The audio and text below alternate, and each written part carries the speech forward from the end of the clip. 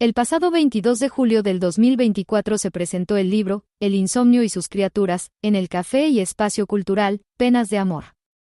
En dicho evento su autor, Jesús Hernández Galloso, nos habla de su pasión plasmada en esta obra que presenta al público en un gran esfuerzo independiente editorial.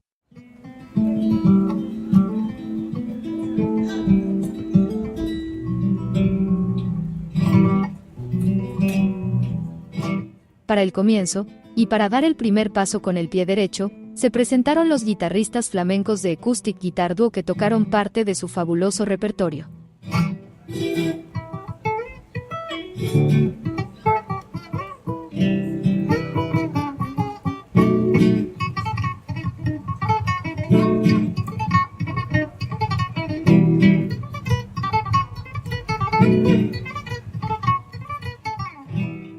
Yo creo que 20 años en el mundo del flamenco, jazz, fusión, todos los elementos, música clásica, etcétera, están marcados en los proyectos que he hecho.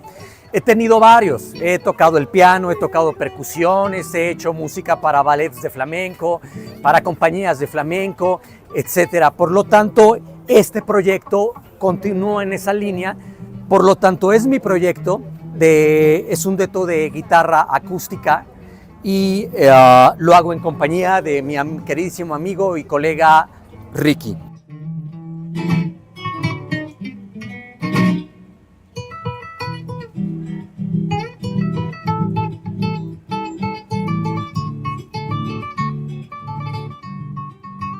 Nosotros contamos con carpeta artística, con un demo que le ha encantado a la Secretaría de la Cultura porque me dice que no creen que sea una grabación personal con nuestros propios recursos y en nuestro propio estudio de grabación, pero como nosotros buscamos estar al máximo nivel posible, vamos a sacar a finales de este año también un EP, un example tape, ya de muchísima más calidad y buscar, claro, un contrato con compañía discográfica para sacar un álbum completo de 8 o 9 canciones, yo supongo, o 7, depende de lo que duran, porque luego tenemos piezas que duran 13 minutos, entonces bueno, pero sacar ya uno con calidad internacional, por llamarlo así.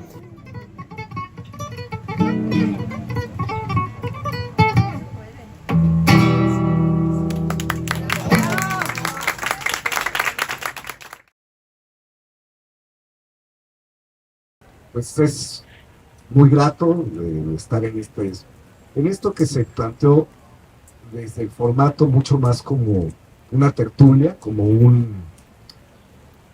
charla entre amigos, más que una cuestión académica, formal de presentar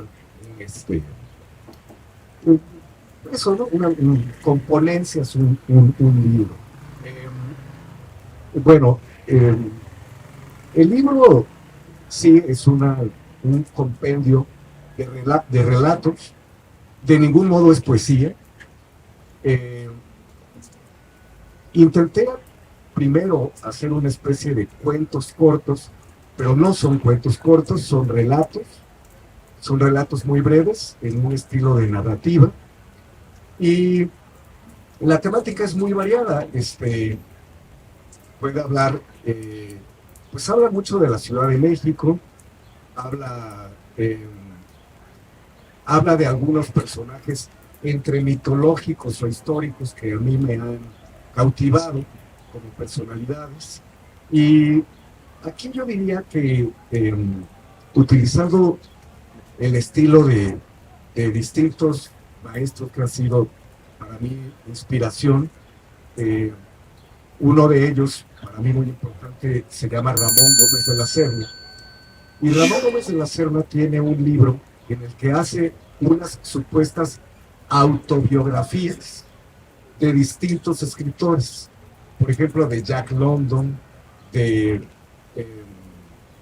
¿cómo se llama el Marqués de Sade, distintos escritores, y hace una especie de, como si fuera un diario, una autobiografía inventada por él. Él inventa lo que pudo ser la biografía de Jack London. A mí me gusta mucho ese género, y entonces de pronto utilizo personajes que narran de pronto una anécdota como si hubiera sido, como si yo hubiera podido ser aquel navegante Juan Sebastián del Cano en un día lluvioso. Y ese tipo de cosas es lo que me gusta. En resumen, eso es. ¿De dónde, cómo surge, por qué se escribe esto? Bueno, yo ya había escrito un libro anterior hace unos 10 años, se llama De Duendes, Mares y Musas. Como ya lo dijo Michito, yo originalmente aspiraba con ser músico, toqué muchos años, pero bueno, pues a diferencia de la disciplina de Michito y Ricky, yo pues preferí otras actividades, algunas más divertidas, y posteriormente pues decidí que pues tenía el gusto por escribir y escribí ese primer libro.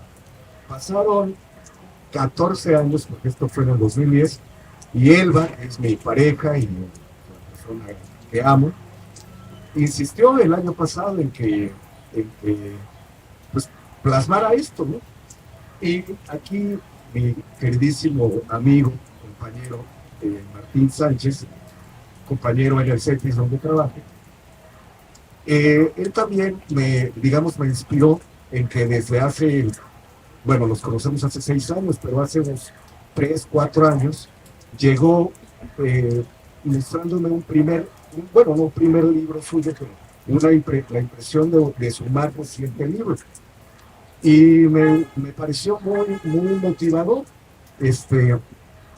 Todavía un par de años después me presentó otro, que tuve el gusto también de leer y de aplaudir.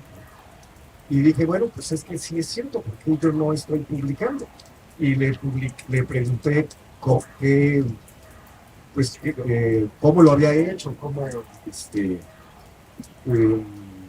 en qué medios había utilizado. Y bueno, pues tomé contacto con una editorial, que en este caso es una editorial catalana, que se llama Letrame, y nos pusimos en contacto, y en cosa de 4 meses prácticamente tuve que escribirlo todo.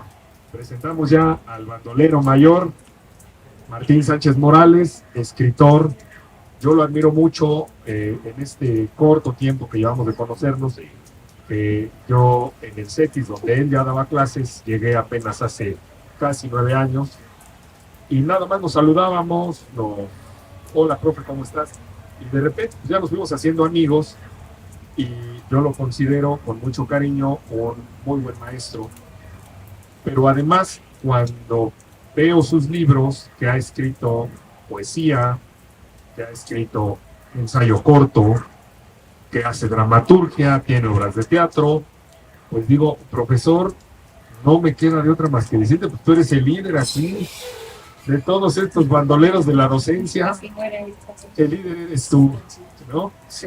Y entonces, bueno, pues él tiene, además, ha estudiado muchas cosas muy interesantes, es artesano, él hace este tipo de mochilas, y muchas cosas, carteras, pero además es verdaderamente artesano, busca darle el sentido de lo que es la artesanía, porque bueno, ya lo platicaremos en otro momento. Una cosa es la artesanía, otra es la manualidad. Él busca que sean verdaderas artesanías, y además se ha documentado, se ha certificado, es chamán. Entonces, para mí, por eso le digo, por su trayectoria, es el bandolero mayor. Sin mayor presentación, por favor, profesor. Híjole, pues ya creo que me quedó muy, muy grande la presentación. Muchas gracias. Nos invitaron a presentar un libro muy hermoso, ¿sí? Cuando yo lo leí, cuando me hizo favor Jesús también de obsequiarme un ejemplar, yo dije, ahorita lo leo, y lo dejé por la tarde, en la noche, así nada más como no queriendo, lo leí en la noche, ¿sí? En una sentada se lee. Sí es cierto que a veces la inspiración es una rana calva que hay que agarrarla por los cabellos como característica. Y cuando se llena la inspiración hay que escribir, siempre hay que escribir. Yo le decía a Jesús que siempre hay que traer una libretita y una pluma. porque de repente salen cosas y hay que plasmarlas. Y si uno dice, pero después escribo lo que se me ocurrió, ese después ya lo llevo. ¿Sí? Entonces, el libro a mí me atrapó mucho, porque, es que tengo el lío, entonces, me atrapó mucho porque habla de cosas muy profundas, de una manera muy sencilla y también de una manera que llega mucho, cala mucho en el alma, ¿sí? Cuando uno comienza a meterse entre los vericuetos de las letras, por lo menos yo me identifiqué con algunos de pasajes del libro. Creo que está manejado con mucha nostalgia, con mucho corazón, con mucha alma. Y pues, más que decirles lo que dice, me gustaría que lo leyeran para que se identifiquen. Yo sé que más de uno de ustedes, de los aquí presentes, se va a identificar con alguno de las narraciones que trae. Sí, como dice Jesús, muy correctamente, es narrativa, ¿sí? A pesar de que, como él dice, no es poesía, tiene una métrica muy interesante y nos atrapa en esa métrica, en ese juego, ¿sí? de olas que se van tejiendo con las palabras, con las frases, y nos vamos identificando mucho con lo que se está diciendo, ¿sí? Y bueno, también es un gran escritor. Lo tengo que decir así porque así es. Tiene una amplia serie de libros. Muchos de ellos nos van a poner tristes, porque como buen hombre de ciencia política, pues se ha dedicado además a relatar las historias que a la gente no le gusta ver, que son la gente que ha sido abusada, que ha confrontado a la autoridad y ha perdido, porque así nos pasa, la mayoría de las veces que confrontas a la autoridad pues pierdes, y las ha relatado, pero además de una forma que, repito, te atrapa. Tiene una serie que es de crónicas nocturnas, que es verdaderamente devastadora, pero que empiezas a leerla y te atrapa y no la sueltas. Entonces, además, el análisis sociológico del profesor es interesante, y hoy pues es un lujo, repito, y un honor tenerlo aquí como presentador. Se siente la calidad del papel, está bien diseñado, me pareció interesante en el formato, y ya en el contenido es justamente lo que voy a platicar ahorita. A mí me llamó mucho la atención, sin llegar a la cuestión de la angustia y la ansiedad. Dije, ¿de qué voy a hablar del libro en particular? Y algo que encontré es una serie de palabras, y que varias de ellas durante el libro empiezan con M. Me llamó la atención. Por ejemplo, bueno, yo soy Melchor, empieza con M, Martín con M, y ustedes que son los mejores, pues con M, ¿no? Y por ejemplo, uno que está de manera permanente es el de Mozart. Entonces dije, Mozart, ¿no? Y quien ha escuchado Mozart y se emociona, igual que ahorita, que justamente yo veía la imagen que evoca la música cuando impacta, y cómo todos lo estábamos mirando a los artistas, músicos, pero yo a la vez veía el rostro de los integrantes del público, y veía cómo el aspecto corporal se transmite a las sensaciones, y se invoca, se convoca a los músicos, y los músicos a la vez hacen una reiteración de esta serie de sensaciones. Hay un pensador que se llama, hablando de relatos del libro, que se llama Paul Ricoeur. Él dice que cuando tú escribes, los que escriben, y escribiendo no me estoy remitiendo necesariamente a una obra, a un libro, sino puede ser un recado, un mensaje con el celular, que el que escribe deja de ser cuando escribe, que el escrito ya es independiente, pero que no es nada si no hay lector, y que cuando el lector lee el texto, lee las palabras, lee las frases, entonces ese escrito ya pertenece al lector, y el escrito en sí mismo deja de existir. El escritor original no existe.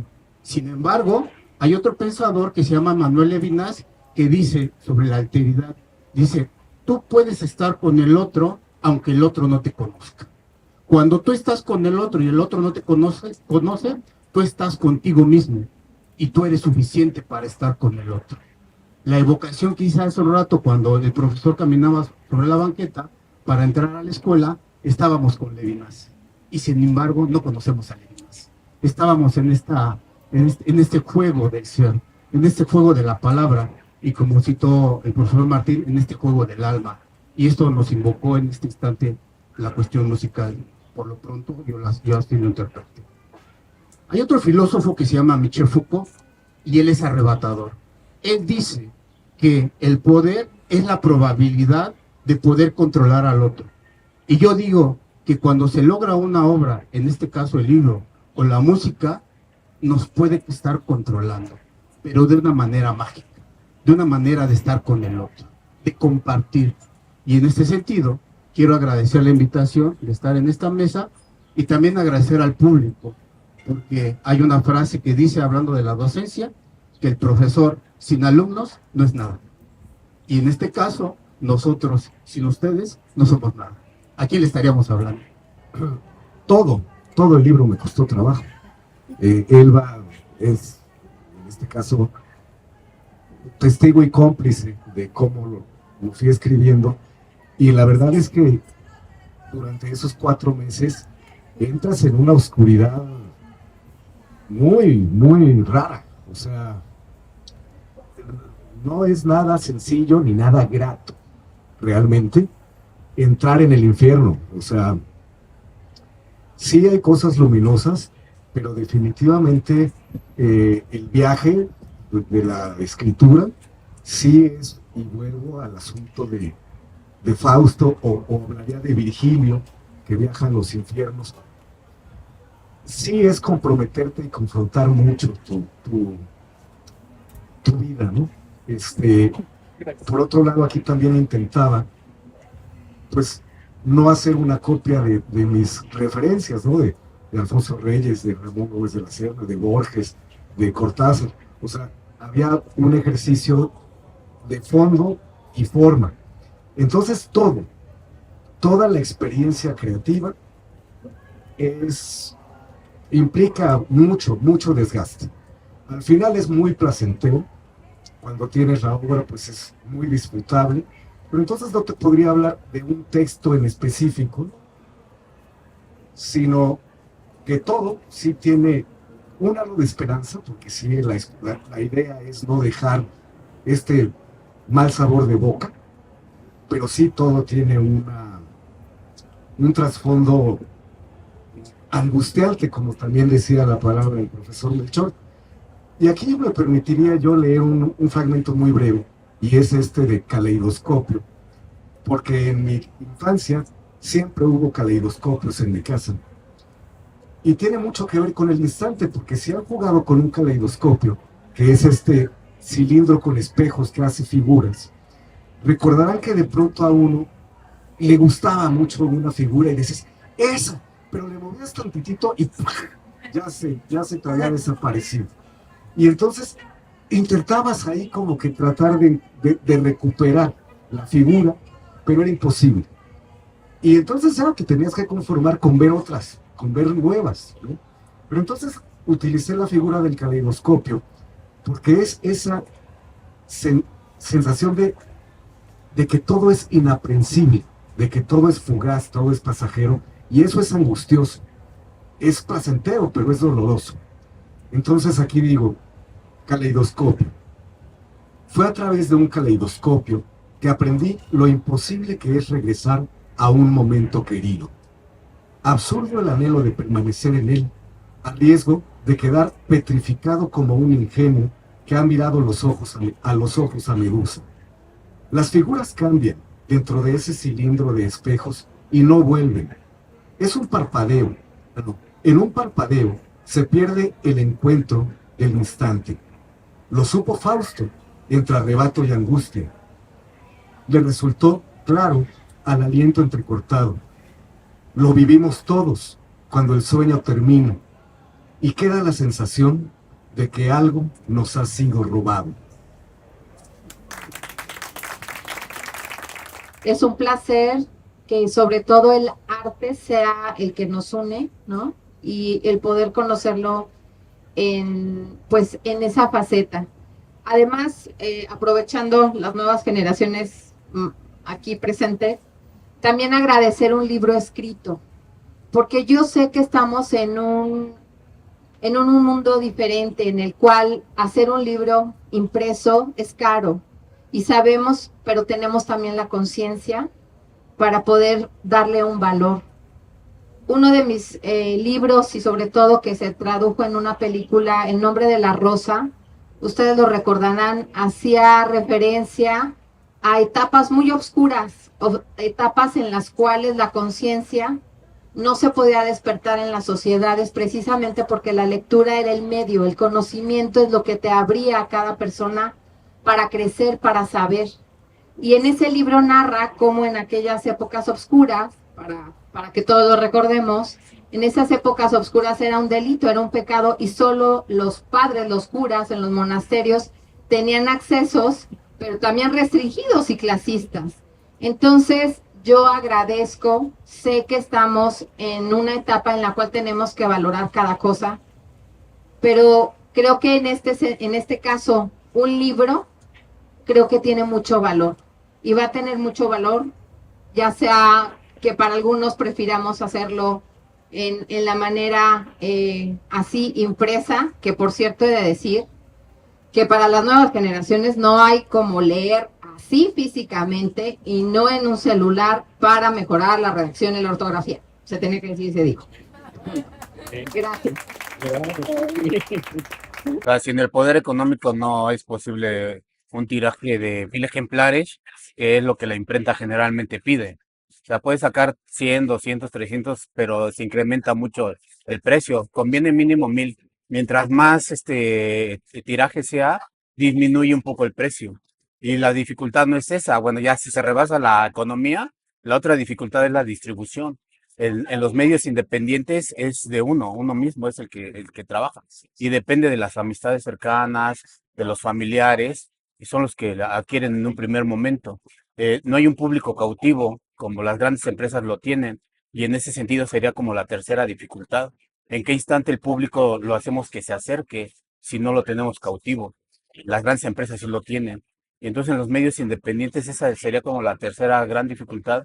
Y la posterior es cómo mantenerlo de manera continua y cómo identificar que sí se está desarrollando esta lectura del libro. Eso sería por mi parte.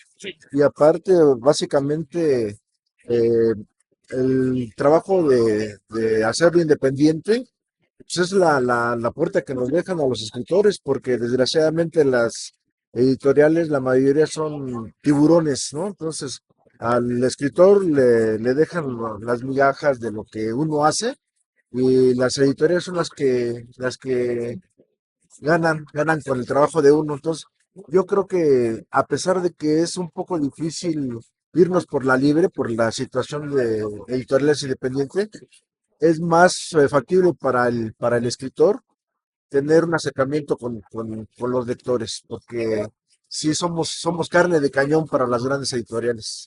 Yo tengo alguna experiencia muy negativa que no, me gusta más por la situación independiente. Una de las principales dificultades pues es la economía, ¿no? Porque en la cuestión independiente, digamos, ahorita ya estoy haciendo la venta, pero en un primer momento tiene que haber una inversión que se comparte con la editorial, pero finalmente uno tiene que pues poner de su dinero. Ahora, una vez que se cuenta con eso, porque la verdad es que tampoco fue excesivo, no fue excesiva la inversión, viene la parte en la que la editorial tiene que evaluar si lo que escribes corresponde con su línea editorial. Y eso pasa por muchos filtros. Filtros que en este caso ellos también son una editorial independiente. No es Porrúa, Alfaguara, editoriales que ya son de algún modo como casi inaccesibles y que tienen ya como que hasta sus propios escritores de cajón y exclusivos. Entonces, la verdad es que ponerse a enviar propuestas del libro a estas editoriales, es muy triste que, por lo menos en mi experiencia, resulta casi ingenuo pensar que va a llegar siquiera al área de redacción, de análisis, para ver si esto tiene, tiene la línea que te comento de su editorial.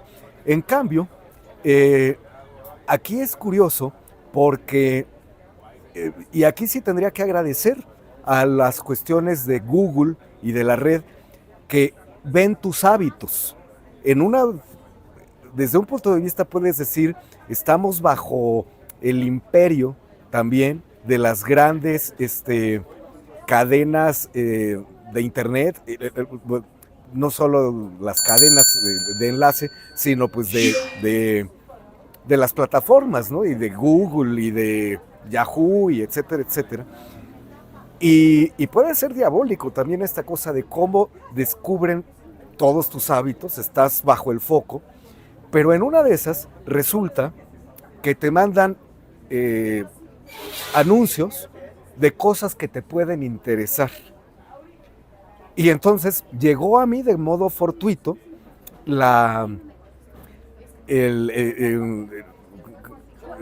¿cómo se llama esto? La invitación de la editorial a escritores independientes a publicar, ¿no? Y entonces, pues de inmediato me puse en contacto con ellos, primero con un poco de miedo, porque yo no tenía una obra terminada, pero vi que ellos te podían poner, a ver, obra terminada, obra en curso, obra ya publicada, y entonces yo entré con ellos en obra en curso, y desde el momento en el que haces como que tu primer pago, que sí, se tiene que, pues va a ser un compromiso finalmente de contrato económico, pero en ese momento, como editorial, de inmediato te empiezan a dar apoyo yo les dije, es que apenas tengo 16 páginas de 90 que al final tienen que ser, ¿no? Y entonces de inmediato se me dio todo el apoyo para leer y releer juntos con el propio departamento de redacción, el departamento de diseño, y se dio una cosa muy agradable que yo realmente nunca había experimentado. El libro anterior, que te digo, también fue publicado, ahí no de forma independiente, sino que fue el gobierno de Veracruz. Ahí la verdad fue un apoyo por cuestiones familiares, pues, ¿no? Tenía yo un vínculo, y entonces digamos que no es una producción independiente, es una producción gubernamental. Esto otro sí es una producción independiente, con una editorial independiente que conjuntamos esfuerzos. Se hizo además una relación muy agradable, no podría decir que al final seremos amigos por años, pero creo que sí vamos a tener una relación de producción muy continua.